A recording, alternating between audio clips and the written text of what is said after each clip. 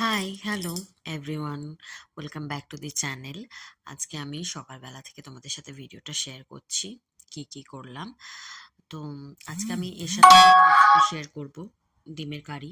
তো তার আগে বাজারে চলে গেছিলাম। এটা হচ্ছে আমার বাড়ি যেখানে, তার অপোজিট সাইডেই হচ্ছে ভেজিটেবল শপটা আছে। এখানে সব রকমই পাওয়া যায় দরকারি জিনিস। মুদিখানা দোকানও বলতে পারো, সবজি দোকানও বলতে পারো। তো এই বাঁধাকপিটা খুব ছোট্ট একটা বাঁধাকপি দেখে ভারী ইচ্ছা হলো নিতে, তাই নিয়ে নিলাম। তা ঘুরে ঘাড়ে এসে আমি একটু চা পান করলাম। আর এই দেখো এই শুটকি মাছ, জানো আমার এই মাছগুলো দেখে খুব ভালো লাগছিল, তাই আমি না প্রথমবার একবার নিয়ে ট্রাই করেছিলাম। দেখলাম হ্যাঁ অতটা গন্ধ ছাড়ে না। গরম জলে প্রথমে ভিজিয়ে রাখি, তারপরে ওটা রান্না করি, খুব দারুণ খেতে লাগে। আর ওটা আগেরটা যেটা দেখালাম ওটা হচ্ছে কাকচি মাছের শুটকি, আর এটা হচ্ছে মৌরলা শুটকি। তো ডিম, শাক আর এই শুটকি এগুলোই নিয়ে এসেছিলাম হচ্ছে।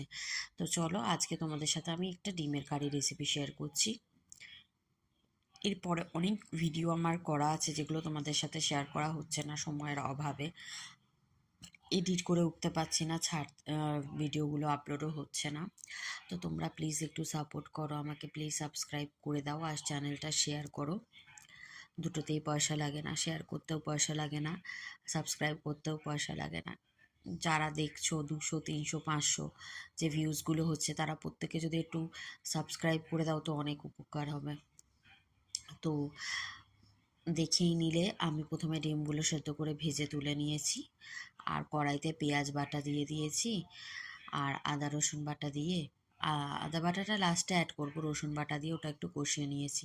তারপর অ্যাড করে দিলাম টমেটো, কেটে রাখা টমেটো অ্যাড করে দিলাম, দিয়ে লবণ দিয়ে ভালো করে একটু কষিয়ে নেবো যাতে টমেটোটা গলে যায়, এতে করে গ্রেভিটা ভালো। এরপর ধনের গুঁড়ো, জিরের গুঁড়ো, লঙ্কার গুঁড়ো আর হলুদের গুঁড়ো দিয়ে দিলাম, সব একসাথেই দেবো, দিয়ে কষিয়ে নেব।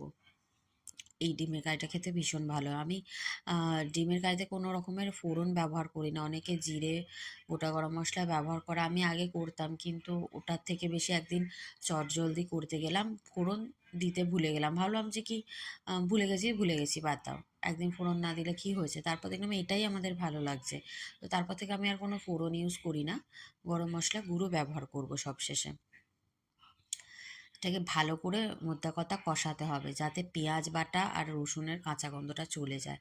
যখন সুন্দর মশলা কষানোর ভালো গন্ধ ছাড়বে তখন জানবে ভালো করে কষানো হয়েছে। তারপরে যেরকম গ্রেভি রাখবে সেই অনুযায়ী জল দিয়ে ঢাকা দিয়ে ফুটিয়ে নাও, তারপর ধনেপাতা দিয়ে সার্ভ করো। আজ ভিডিও এই পর্যন্ত। ভালো লাগলে সাবস্ক্রাইব